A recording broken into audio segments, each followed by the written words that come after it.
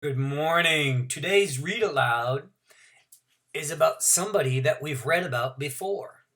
And we've read about him in a piece of historical fiction called Milkweed. And he was one of the real life characters that was inserted into that novel. And his name was Janusz Korczak. Um, and the book is by David Adler. I believe this is our fourth book that we've read by David Adler. And it's called A Hero and the Holocaust, the story of Janusz Korczak and his children, by David Adler, illustrated by Bill Farnsworth.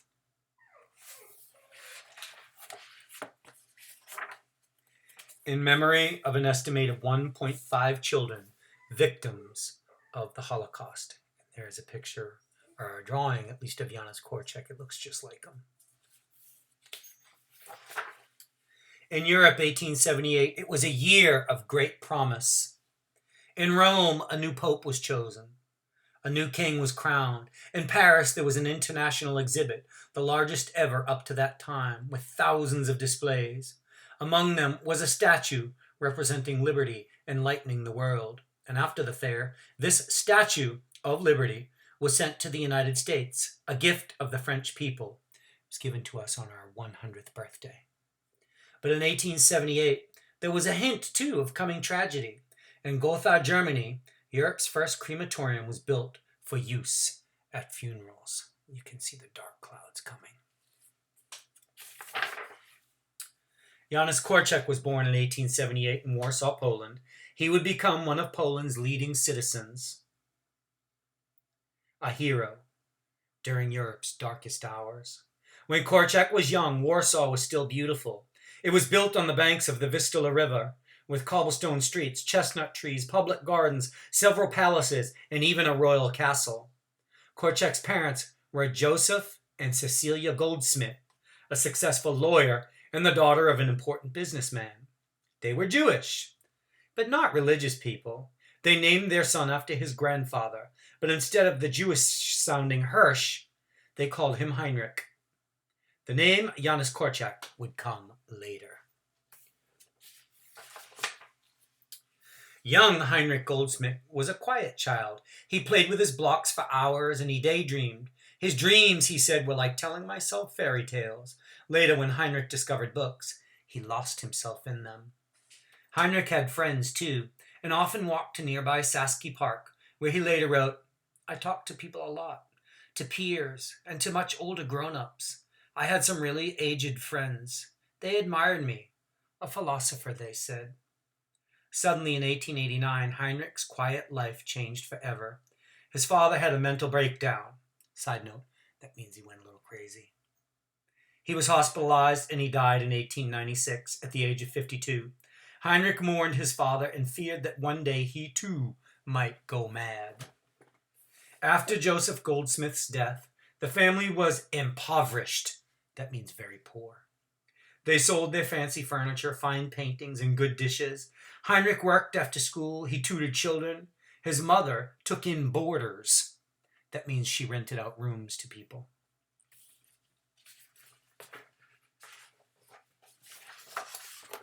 Heinrich also began to write sad stories and poems. "Ugh, let me die," he wrote. "Let me fall into my dark grave." He wrote a play about a madman and his family, and he submitted it to a contest. He took a pen name for the contest. Janusz Korczak. A pen name is when an author writes with a fake name. Janusz Korczak, perhaps so the judges wouldn't know that he was Jewish. The play won an honorable mention, and he continued to use that pen name, Janusz Korczak. And to most people, Heinrich Goldsmith was known as Janusz Korczak.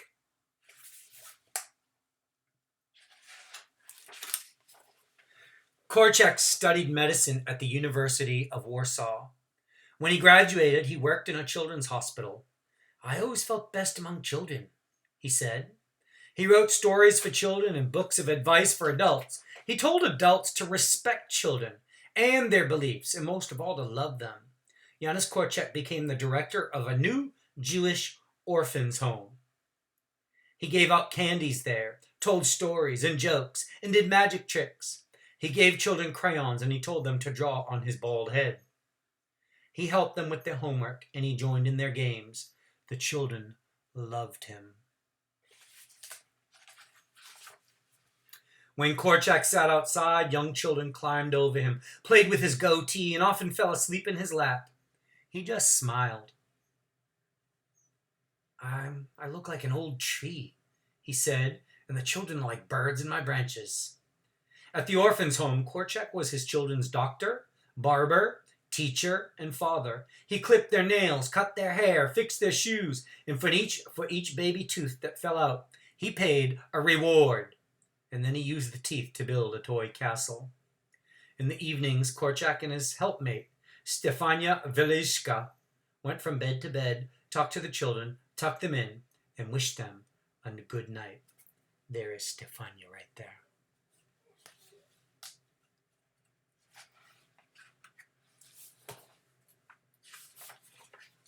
In the 1930s, when radio was new and exciting, Korczak had a weekly program of stories and advice. Radio shows back then were bigger than TV.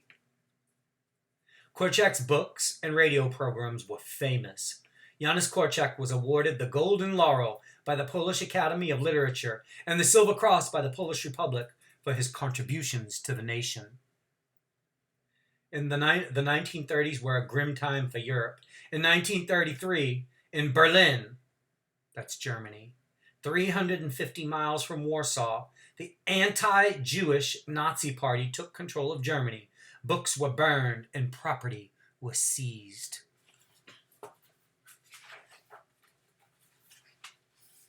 In 1938, German troops marched into Austria. And beginning on Friday, September 1st, 1939, German forces attacked Warsaw and other cities in Poland. If you look, that's the parade that Misha saw. There were days when the shooting and the bombing went on without stop, and by the end of September, Poland fell. Nazis followed German troops into Poland.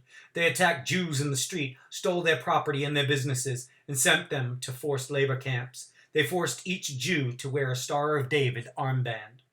Janusz Korczak declared, "I can promise you, I will never wear an armband." Side note, that is true. He never did wear the armband. How he got away with it is beyond me.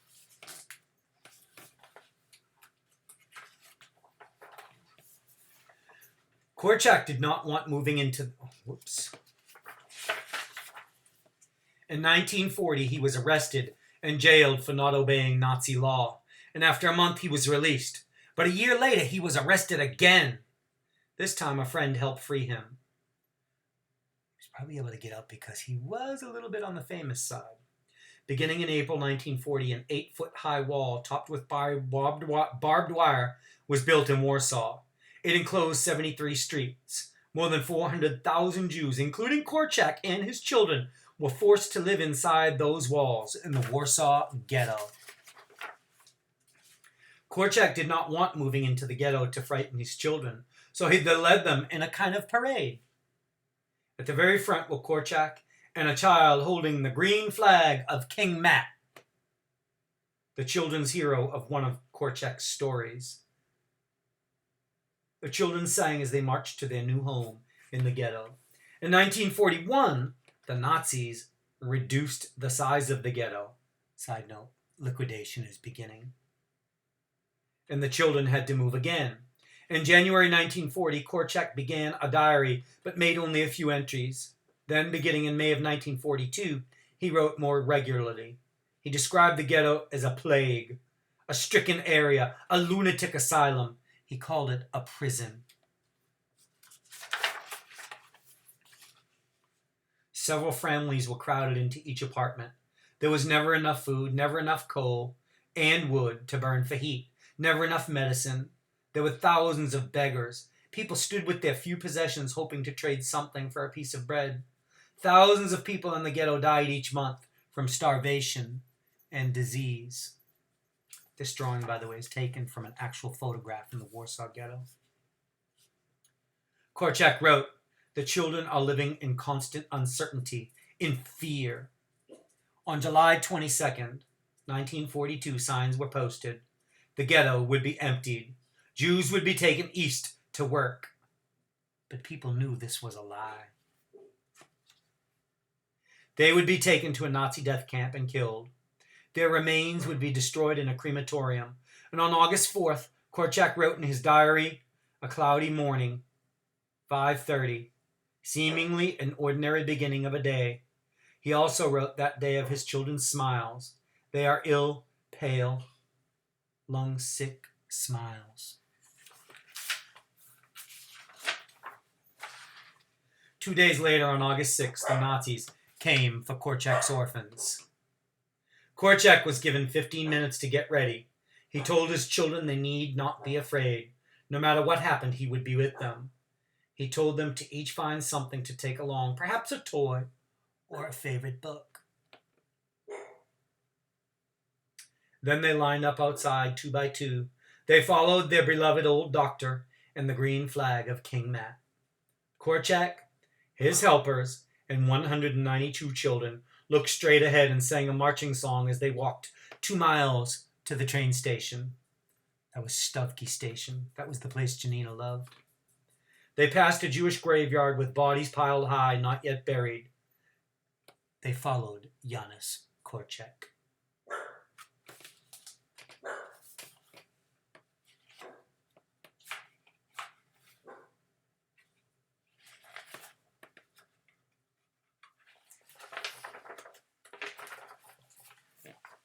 There were reports that at the very last moment, a Nazi commander recognized the famous Korczak and offered to let him go free, but Janusz Korczak refused to leave his children. People cried, screamed, begged not to be forced onto the trains, but Korczak calmly helped his children aboard.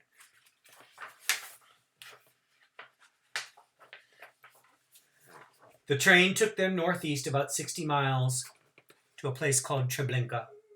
At the station, there were fake fronts of a restaurant, a barbershop, and a bakery. There were signs for trains to other cities, but for Jews, there were no trains out of Treblinka. Janusz Korczak died there with his children. Among his last diary entries, Korczak wrote, "I never wish anyone ill.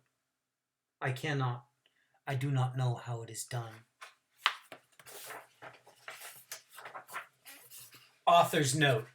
This is by Mr. Adler. While the year of Janusz Korczak's birth is often given as 1878, it's not exactly certain. In 1942, he wrote in his diary, "Tomorrow I shall be 63 or 64. For some years now, my father failed to obtain my birth certificate. I suffered a few difficult moments over that." When he was a child, Korczak's mother used to watch him play quietly and said he had no ambition. His father called him a clod, a fool, and an idiot. But his grandmother called him a little philosopher.